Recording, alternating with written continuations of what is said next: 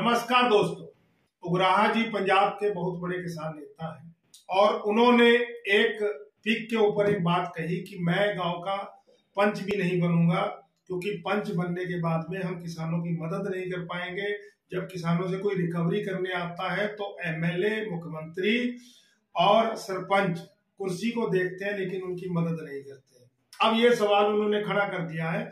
इस सवाल के ऊपर हम लोग विचार करने से पहले आप लोगों से जो है कमेंट की प्रार्थना करेंगे और थोड़ा सा हम आपको गहराई से ये बात बताना चाहेंगे। बस विनती है, चैनल को सब्सक्राइब कर दीजिए, बेल आइकन के बटन को दबा दीजिए और अगर हमारी बात अच्छी लगे तो लाइक व शेयर कर दीजिएगा। बात जो इन्होंने कही है कि अगर हम लोग भारत की राजनीति के अंदर राजनेता बन जाते हैं तो हम लोग किसान नेता नहीं रहेंगे और किसानों की मदद नहीं कर पाएंगे। जैसे कि एक काश्तकार ने लोन लिया और लोन लेने के बाद में वो काश्तकार उस लोन की समय से अदायगी नहीं कर पाया तो बैंक जो है उसकी जमीन को रिकवर करने पहुंच गई और जब बैंक उसकी जमीन को रिकवर करने जाएगी तो लॉ एंड ऑर्डर के अंदर बंधे हुए राजनेता जो है किसान की मदद नहीं कर पाएंगे, लेकिन किसान यूनियन कर देगी क्योंकि वो इस बात पे अड़ जाएगी कि अगर इसकी जमीन आप छीन लेंगे तो ये खाएगा क्या। यही होता है, पिछले 75 वर्ष से यही हो रहा है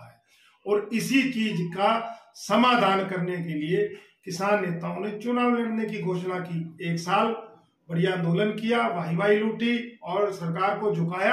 अब वो चुनाव लड़ना चाह रहे हैं, लेकिन कुछ उसके विरोध में है कि अगर राजनीति में उतरेंगे तो हम लोग जो है विरोध नहीं कर पाएंगे क्योंकि हम लोग जो है लॉ एंड ऑर्डर में बन जाएंगे। तो क्या सबसे पहले किसान नेता या किसान यूनियन लॉ एंड ऑर्डर को नहीं मानते हैं, भारत के संविधान को नहीं मानते हैं और उनका विरोध करते हैं? क्या जो भारत के प्रशासन में कमियां हैं, जो हम लोग सही ढंग से स्कीमें लागू नहीं कर पाते हैं, उसका नुकसान होता है कि एक व्यक्ति जिसने लोन लिया, पूरा सोच समझ के साथ में लोन लिया और वो उस चीज को नहीं अर्जित कर पाया, आखिर के अंदर उसको अपनी जमीन बेच के पैसा छुड़वाना पड़ता है।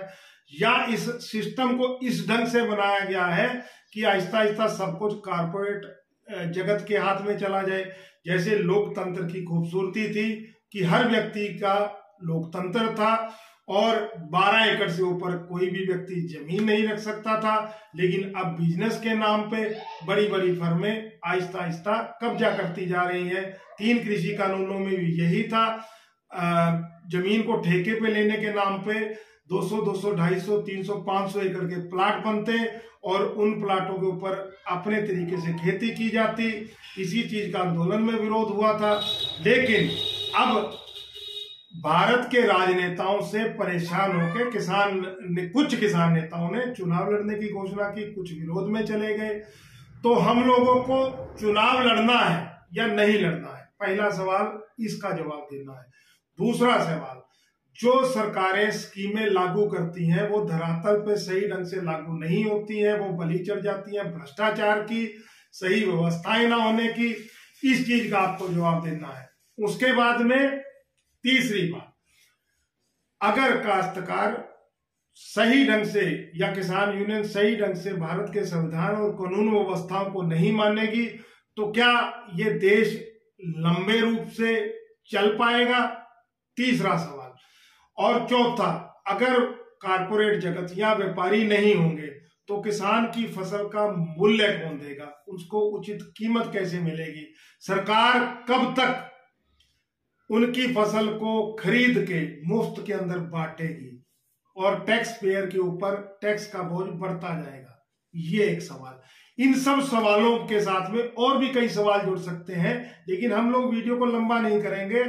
आप लोगों से अपेक्षा करेंगे आप लोग जवाब दीजिए, कमेंट करिए, ताकि अगले वीडियो में हम इसको एक बहुत बढ़िया विषय के रूप में लेके आ सके।